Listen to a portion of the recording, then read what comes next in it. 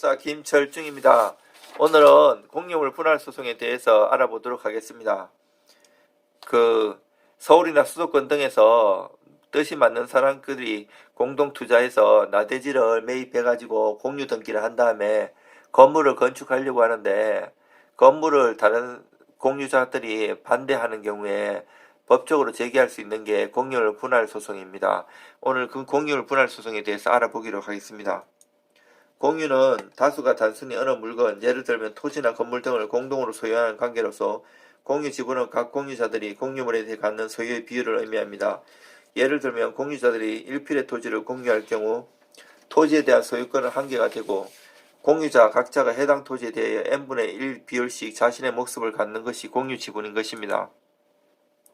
각 공유자는 공유물 전부를 자신의 비율로 사용 수익할 수도 있고, 그 방법에 대해서는 통상 협의로 이루어지는 것이 일반적이며 공유자 지분의 과반수로 이를 결정할 수 있습니다. 하지만 그 결정에 대한 불만이나 이의가 있는 경우 공유자 측은 언제든 공유물 분할 청구 소송을 통해 현재의 공유관계를 해소하고 단독으로 소유자가 될 수 있는 권리가 있습니다. 만약 공유자 중 한 명이 공유물 분할 청구 소송을 제기한다면 공유자들은 분할에 관하여 협의해야 할 의무가 발생하는 것이고, 이러한 협의가 불성립되면 각 공유자는 법원에 공유물 분할을 청구할 수 있으며 그 판결로서 최종적으로 분할이 이루어집니다. 대법원 판결을 보면 공유물 분할은 협의 분할을 원칙으로 하고, 협의가 성립되지 아니한 때에는 재판상 분할을 청구할 수 있으므로, 공유자 사이에 이미 분할에 관한 협의가 성립된 경우에는 일부 공유자가 분할에 따른 이전 등기에 협조하지 않거나 분할에 관하여 다툼이 있더라도 그 분할된 부분에 대한 소유권 이전 등기를 청구하든가 소유권 확인을 구하면 별 문제이나, 또다시 서로서 그 분할을 청구하거나 이미 제기한 공유물 분할 해소를 유지하면 허용되지 않는다고 판시하였습니다. 공유물 분할과 관련해서는 협의를 통해 분할하든 재판을 통해 분할하든 반드시 공유자 전원이 분할 절차에 참여해야 합니다. 만약 일부 공유자를 제외하고 분할 절차가 이루어지면 무효가 될 것이고, 재판상 분할은 분할 청구를 제기한 공유자를 제외한 나머지 공유자들이 모두 피고가 되는 필수적 공동소송이 됩니다. 기본적으로 재판을 통해 공유물 분할을 할 경우 법원은 현물로 분할하는 것이 원칙입니다. 다만 현물로 분할하기에 불가능한 상황이거나 현물로 분할하면 현재의 그 가액이 감소될 가능성이 있다면 법원은 해당 물건의 경매를 명해 대금 분할 방식을 취할 수도 있습니다. 그 분할 방법에 있어 법원은 분할을 청구한 당사자가 구하는 방법에 구애받지 않고 법원의 재량에 따라 공유관계나 그 객체인 물건의 재반 상황 등을 고려해 공유자의 지분 비율에 따라 합리적으로 분할하기만 되면 되기 때문에 반드시 공유물 분할을 청구하는 자가 원하는 특정 부분을 단독으로 소유할 수 있도록 판결이 나오는 것은 아닙니다. 한편 일부 공유자가 다른 공유자와의 합의를 구하지 않고 공유물을 배탁으로 점유하여 사용 또는 수익하는 상황에서 나머지 공유자들이 공유물 분할 청구 소송과는 별개로 공유물 반환을 청구하는 것을 두고 문제가 제기되는데요. 이 경우 배타적으로 사용 수익하는 점유자의 지분이 과반수에 해당하는 경우와 그렇지 않은 경우를 구분해서 판단할 필요가 있습니다. 만약 공유자 중 과반수 지분에 해당하지 않는 1인이 공유물 전부를 배타적 독립적으로 사용하고 있다면 지분이 과반수에 미달하는 공유자도 보존행위의 일환으로서 목적물을 전유 사용하는 다른 공유자에게 목적물 전체를 반환하도록 청구하는 가능합니다. 이거 전원합의체 판결이죠.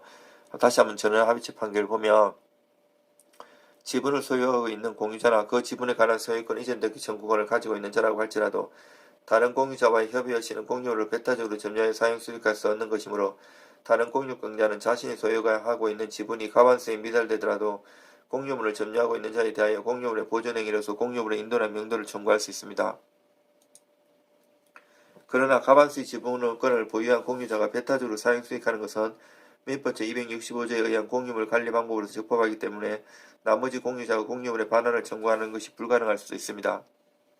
따라서 과반수 지분의 공유자로부터 사용수익을 허락받은 점유자를 상대로 소수지분 공유자는 해당 점유자가 사용수익하는 부분의 건축물을 철거 또는 퇴거 등의 전유 배제를 요청하기는 어렵고, 그 점유자는 정당한 점유 권한을 보유한 것이기 때문에 부당이득 반환을 청구할 수도 없습니다. 다만 소수지분 공유자는 과반수 지분 공유자에게 임대료 등 사용수익에 대해 지분만큼의 부당이득을 반환 청구하는 것은 가능합니다. 대법원 판결이죠. 이에 따라 정당한 점유 권한을 보유하지 않은 제3자가 공유물을 단순히 무단 점유하는 경우라면 각 공유자는 지분 비율 범위 내에서 부당이득 반환을 청구할 수 있고, 불법행위에 의한 손해배상 청구도 가능합니다. 아울러 제3자도 공유자에 대한 공유물에 대한 소송을 제기하는 것이 가능한데, 이전 등기 청구, 방해 배제 청구, 목적물 인도 청구, 등기 말소 청구, 소유권 확인 청구 등 제3자가 각 공유자의 지분에 대해 개별적으로 청구하는 것이 가능합니다. 정리해보면 공유 중인 부동산에 건물을 짓고 싶은 공유자 측에서는 먼저 다른 공유자들과의 합의를 시도해 합의점을 모색해 보고 만약 협의가 결렬된다면 민법제 268조를 근거로 법원에 공유물 분할 청구 소송을 제기하여 법원의 판결을 통해 공유 부동산을 분할한 다음 계획대로 건축물을 지을 수 있을 것입니다. 다만 재판을 통한 공유물 분할의 방식은 법원의 판단과 재량으로 결정된다는 점을 고려했을 때 법률적인 조력을 통해 재판부의 의견을 피력하여 분할을 청구한 공유자가 원하는 방식대로 분할이 이루어질 수 있도록 전략을 갖춰 소송을 진행하는 것이 바람직할 것입니다. 저는 서초동에서 10년 이상 법무사를 생활하고 있고 수많은 소송을 통해서 경험을 쌓고 있습니다. 공유물 분할 소송이나 다른 모든 소송 의뢰 주시면 최선을 다해서 돕겠습니다. 이상 서초동 법무사 김철중입니다.